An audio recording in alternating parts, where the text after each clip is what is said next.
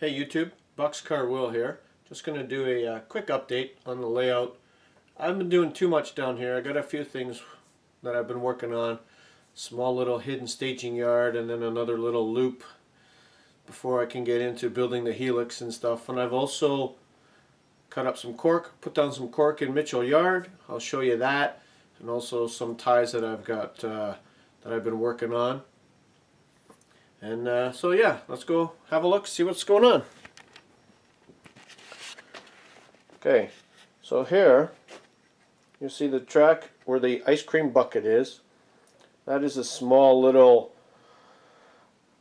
2-track loop with a siding in it. And that is my return loop down there. That goes around the layout down on the bottom. And that will connect to a yard where the Mastercraft tool bag is. And then it'll connect into the helix at the other end. Go front of the door through this wall here and connect to the helix and bring it onto the layout. So I've been working on that. I have all the tracks in. I have all the drops put in. I have the tortoise switch machines put in. It's all going to be remote. And I have run my bus wire.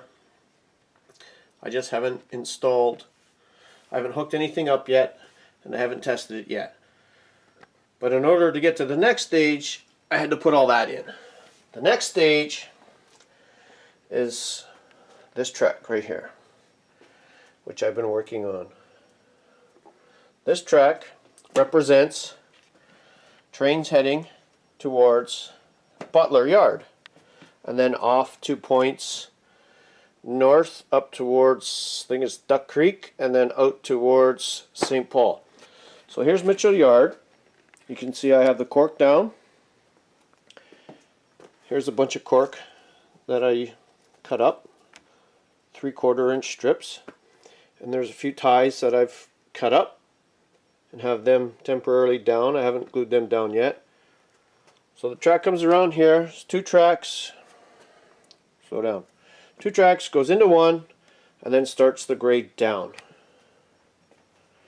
So that works its way down. Underneath, which is going to be the Menominee belt and the big grain elevators up here. And then right here, it turns into 2 tracks. It's going to be a window box here. So from here all the way down around the pole, down to here, is going to be a window box. So all you're going to see is the 2 tracks and a bit of scenery. And then that connects into this loop that goes behind the helix, and it goes through the wall to the right side of us, on the other side of this plywood, underneath the island, around the loop over there, and I'll have a few tracks underneath here, which will be a small staging yard that will represent trains heading north to Minnesota, St. Paul, and then it comes along this side of the wall, and on the left side, which is this side of the plywood, will connect into the second track and come back around to be like a giant reverse loop. So before I can get started on the helix, which is going right here, I had to put in the return loop, which the return loop is in. Then I had to start working on this loop. I had to get that put in before I can start building the helix. And I have to wait for flex track. So that's what I've been working on. Not much else. Hockey season's now done for the little guys, so I have a bit of time before the summer sports start. So I'll be down here a little bit more often, and hopefully we get some nicer weather and I can get outside and cut up some ties and show you guys how I do that. So for now, that's about it. That's about all I've been doing. Here's some ties that I already have cut up into the strips. I put them in a bundle and then just tape them together and just cut them. I use my little razor saw with a little miter box, and I cut them to length. I cut them to 8.5 foot length, which is this one right here. And I also cut them to various lengths for the switches. And I use these.